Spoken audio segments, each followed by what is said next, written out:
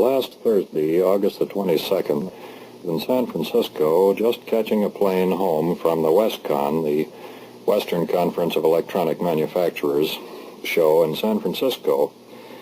And out on one of the auxiliary runways, we spotted this Super Constellation with the strange sign Project Magnet on the tail.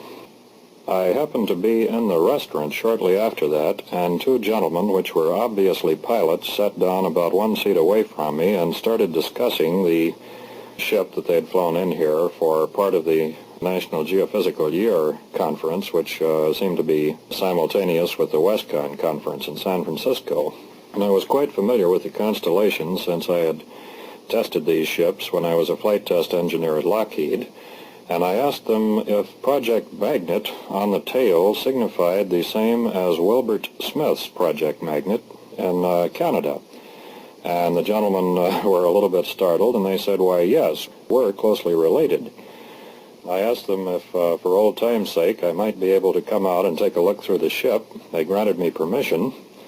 So on the way in and out, I shot a few photographs. These are a few from this series. Now, the second shot shows clearly the markings on the ship, the Constellation, the tip tanks, etc. The third shot shows a Mr. Crow, C-R-O-W, the gentleman with the beard, standing beside the magnetic anomaly detector, which was in the aft end of the Constellation. I struck up a conversation with Mr. Crow, and he spoke rather guardedly that this Constellation was one of a number unspecified of ships specifically equipped with these extremely highly sensitive magnetometers. He said that the magnetic anomaly detector, which was vertically polarized as opposed to horizontally polarized for the World War II units, which are still classified as secret, had an absolute sensitivity of from 10 to 20 gamma, which I felt was rather remarkable compared to the old anti-submarine detectors that were used in World War II. I pressed him a little bit on the subject, naturally without mentioning the term UFO, and every answer that he gave me before he finally clammed up indicated that one of the primary missions of this particular constellation, which had been all over the world, was connected with the same thing that the Project Magnet in Canada was searching for. He said that he knew of the work of Wilbert Smith. He said that this was an outgrowth in cooperation with the Canadian government of Project Magnet in Canada. And later, when I made the mistake of mentioning the word UFO, he clammed up almost immediately as if he were on security. This ship was commissioned and paid for by the Department of the Navy.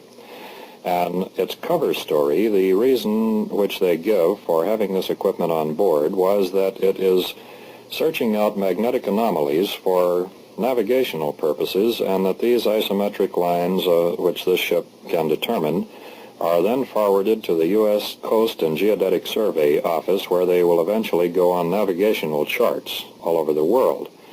But Mr. Crow in this picture, after I had the opportunity to communicate with him for about 10 minutes, indicated rather strongly that the primary purpose of this was for magnetic anomalies coming from above the surface of the Earth. When I asked him if his crew had found any anomalies coming from above, he said yes, very definitely, in the area of Key West, Florida. That when they flew close to the surface of the Earth, they got rather smooth isometric lines. When they flew at higher altitudes, these things were rough, which would indicate to him that at the particular time this mission was flown, the magnetic anomalies were coming from above the Earth. Now, the next photograph in this series is a close-up of this anomaly detector, which is fantastically sensitive. The fifth shot series shows the navigator's station, this chair on the post, with a lookout for their astronavigation, and behind it the control panels for the magnetic detectors. The last shot in this series shows a close-up of the bench for the electronic control and charting position for the magnetic anomaly detectors.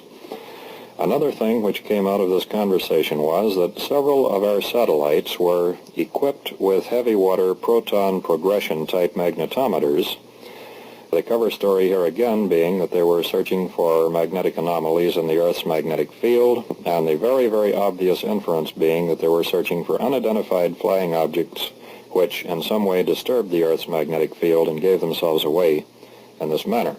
I thought this was rather interesting. You might add it to your collection of unsolved data. My own conclusion, based on talking with both the pilots and the co-pilot and Mr. Crow, was that they are quite aware that this ship is being used in part of the overall search for the UFO.